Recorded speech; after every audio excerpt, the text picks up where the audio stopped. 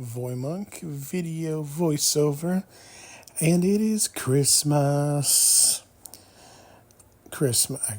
I want to kind of sing something, but I definitely shouldn't because I am not a singer. Have you had some eggnog? It's good. I've had eggnog before, and I think it's good. I'm actually glad they make it. They have like a lactate type of eggnog. It's specifically pasteurized, so in case you don't tolerate dairy like me very well, and you have type 2 diabetes and probably shouldn't be drinking it anyways, yeah, it's pretty good. I've heard if you put some rum in it, it's really good, but I'm neither a drinker nor am I much of an eggnog drinker because of like what I've just said. But I don't know, man. Might be something to do. Yeah, it is Christmas, and doing a video voiceover. This is my kind of gift to you.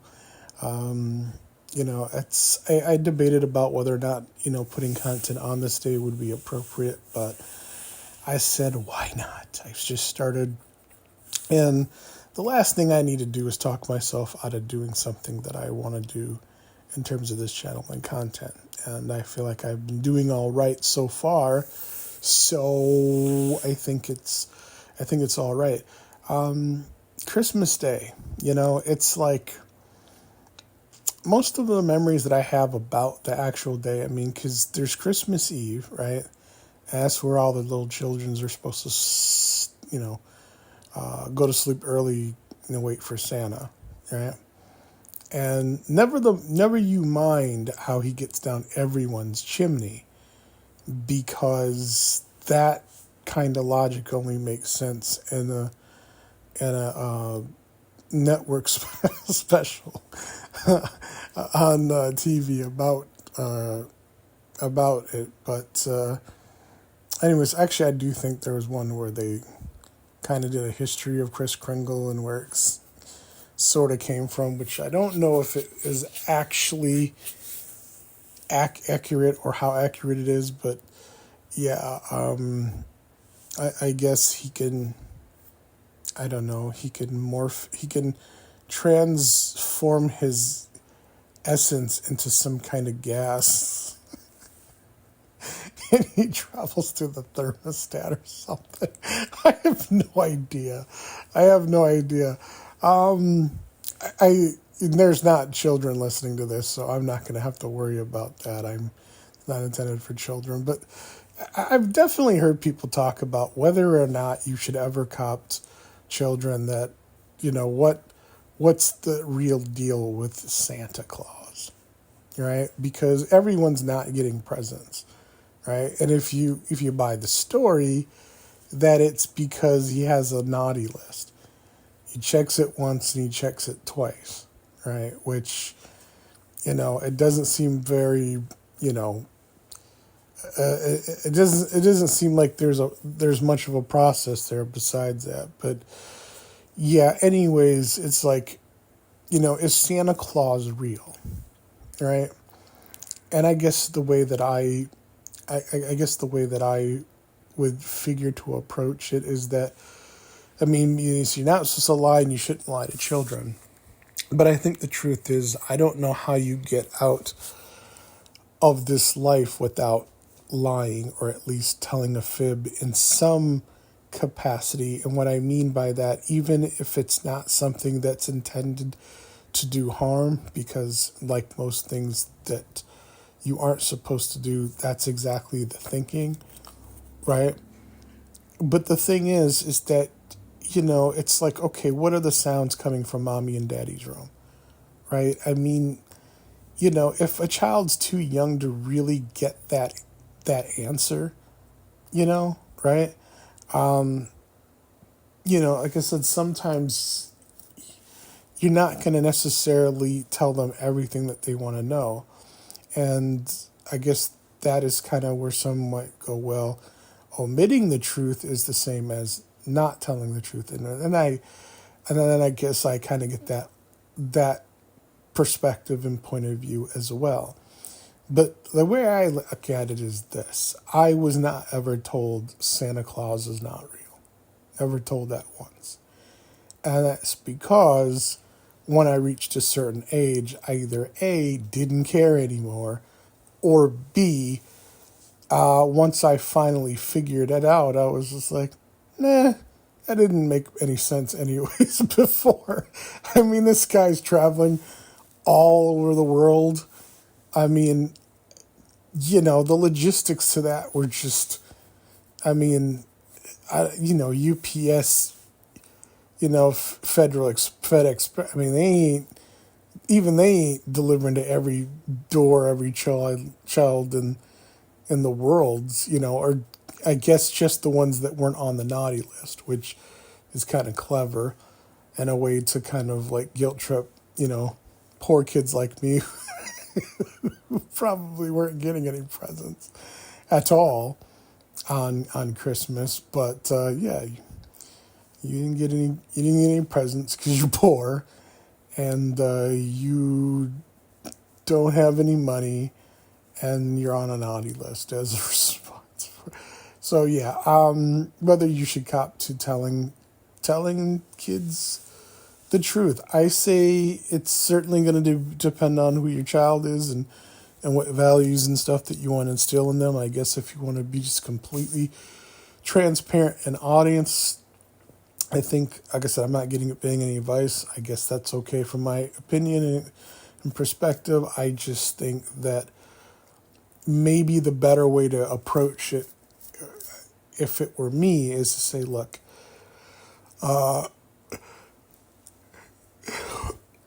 sometimes what people imagine one way, other people imagine another way. And to tackle the question more specifically is that I would describe Santa as a spirit or an idea rather than anthropomorphic, mystical, supernatural figure. I would just simply say that it's a feeling, it's an idea, and that so therefore that is what Santa is. I think that's as far as I would go, and that might not work. I don't have any kids, so don't. I mean, I'm not giving advice. It doesn't matter. But I'm saying that's the way I think I would tackle that. And I'm sure that there's people far more qualified than me that says that's probably not a good idea either. So, yeah. So, yeah. Like I said, I don't think it really matters. I don't think it's the traumatizing event that, whether you do or you don't, is going to make any difference. And then there's always certainly that one person that might go, "You lied to me. I was told there was a fat bearded man coming down the chimney with my presents, and every year I didn't get one. I thought it was because of me." I'm just kidding. So yeah, it's a conundrum. It really is. But yeah. So what are you doing on this Saturday? You going home? You traveling on the road? If you're traveling on the road, you're probably not listening to this. But who knows? Maybe you're in some dungy airport and you've got nobody but me. We're together.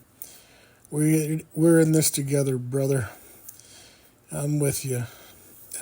So yeah, but yeah, Christmas 2024. It's been a hoot and stuff.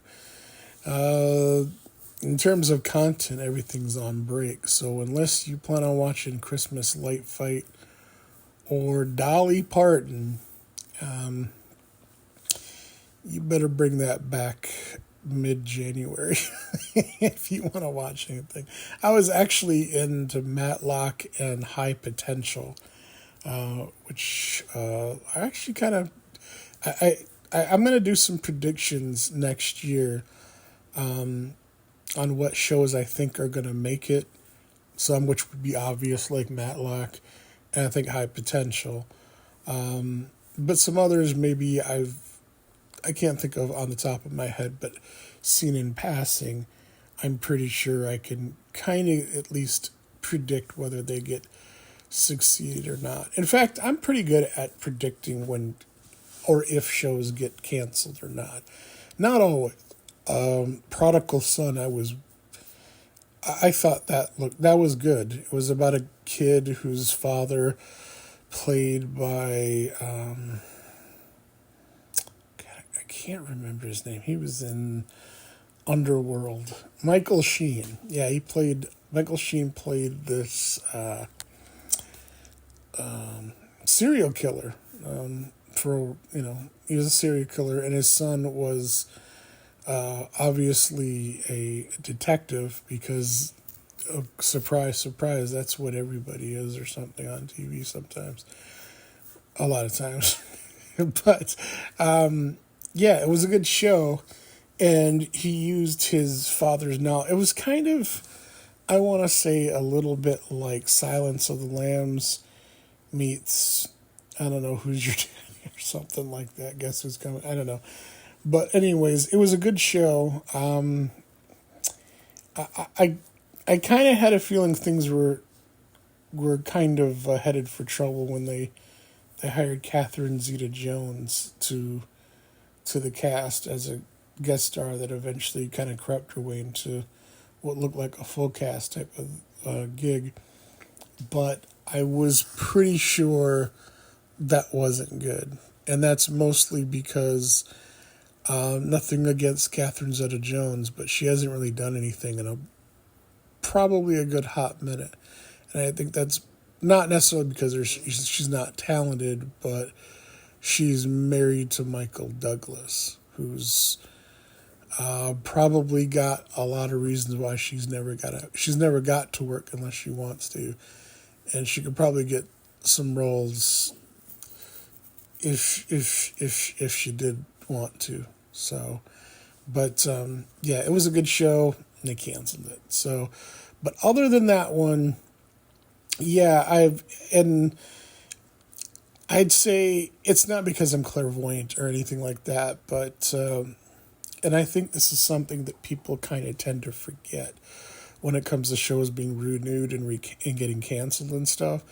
It's usually not about the theatrics and the emotion that people get tied into things, meaning that they think it's because someone's got a hankering for wanting to cancel really good shows that they don't like or something. The real simple truth is that it just, in my perspective, it comes down to bottom line. It comes down to dollars and cents and what makes money. If it'll make money, and keep in mind when I say make money, I don't mean, well, it makes a profit. Well, a lot of things can make a profit, but if the margins aren't to the agreeable amount that they would rather have, then that is going to have as much to do with the series being canceled or looked over as anything else. I mean, there are politics at play anyways, who likes who, and, certain relationships that can happen just like in any industry. But I would say for the most part, if a show is getting canceled, one of a few things either happened. Either A, the ratings weren't good enough, so therefore they felt no more of a reason to order anymore from whatever studio produced it. Or two, they wanted to renew it, but they wanted to make some changes or some budget cuts, meaning because whatever show or series was produced is too expensive. So instead of basically making the changes, the production company says no, and the studio won't finance it, and in the case in some of these situations, they'll get shopped to another network, right? And then of course I would say maybe a third would be, for some unbeknownst reason, usually contractual, you'll have people that are part of a show that don't want to continue to do it, or at least they don't want to do it without some obscene, obnoxious amount of money that the studio usually can't recoup, and the production company is, or sometimes they're one and the same. They just won't. They don't think it will be justified either. But and then of course, like I said, sometimes they just, the actors just want to quit or people want to move on. But like I said, I can usually predict what shows are going to be canceled, primarily because if you understand the method of the thinking behind it, it's not altogether too complicated. Like I said, it's not going to always be straight numbers and what's more popular. I think, in case in point being like the CW. The CW hasn't really had a great success in terms of overall ratings, at least from my knowledge, from the mid to later 90s. But what they did succeed in doing is that while they didn't have large numbers, they did have large numbers of a certain demographic that they felt, well, they probably don't watch the CW and the numbers that we would like. But if we could use them as a kind of a test to what we could maybe eventually, migrate them to CBS, which owns CW, then a lot of times that's what they'll do too. So yeah, next year I think I'm gonna peg some shows. I can tell you some shows that I think are gonna, kind of no brainer. I think Kathy Bates' Matlock will get another season. My only fear with this is that Kathy Bates, I hate to say this. I mean, I love her to pieces as far as her work, but she's getting older. She really recently battled breast cancer, which is something my mom is dealing with, and quite frankly, that kind of stuff can take a toll on a person. I don't know anything more about than what she's revealed about that situation, but I'm not saying she's going to die or anything like that. I certainly would pray not, but I'm saying to you, television, just like a lot of other productions, take a lot of hours standing around, and of course they get, they have perks that make it more bearable, but yeah, she's getting up there in age, so I think the only way that the show wouldn't succeed is if she eventually decided she didn't want to do it, and I don't think that'll happen because she necessarily wants to, but I can't see it maybe out of maybe a 2-3 year window. But she's loved the Matlock series, has done great, so that's, again, none of these predictions matter in the least bit, but I think that's probably the most obvious, and I think that's what's going to happen.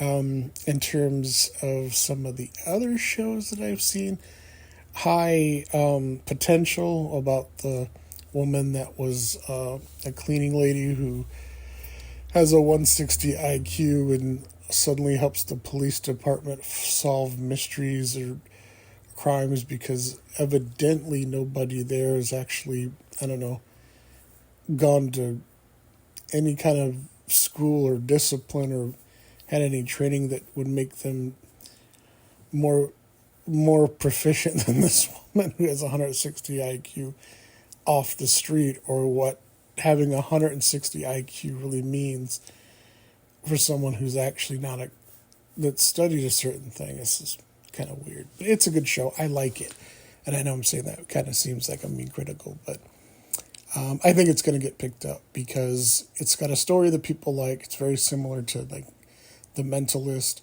but I think overall the cost of the show is going to be pretty low.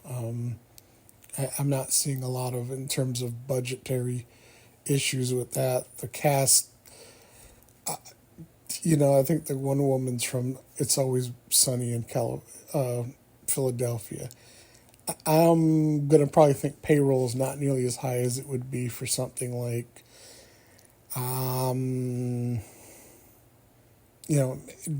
just about any other celebrity you can think of. So, But yeah, but that's what I want to do on this Christmas day. I want to keep it lighthearted because usually by the time you get to the presents and you drunk the eggnog and you played with whatever item that you've got, then usually it's kind of a slow burn until back to reality somewhat. And if I can be here for you and at least let you know that while you maybe making that trip on that flight home, yeah, it's a little channel called VoyMonk, and yeah, I'm here for you. All right, well, that's gonna do it for this Christmas Day video voiceover. Like I said, it was just me having some fun and making sure that got through this 2024, and New Year's is just around the corner.